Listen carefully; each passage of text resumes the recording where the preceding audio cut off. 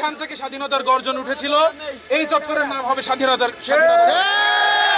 আমার সাথে একমত তো? ইনশাআল্লাহ আমরা এটা দেখে ছাড়বো।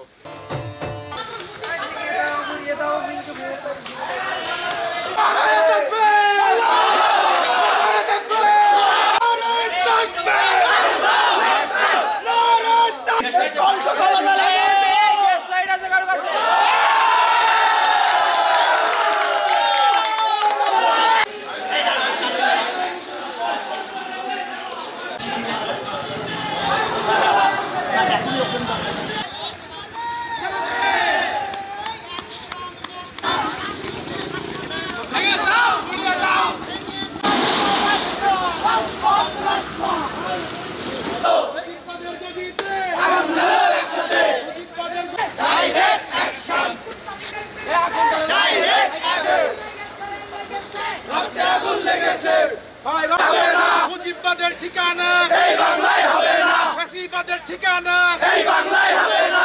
এই চত্বরের নাম এখনো মুজিব চত্বর অফিশিয়ালি।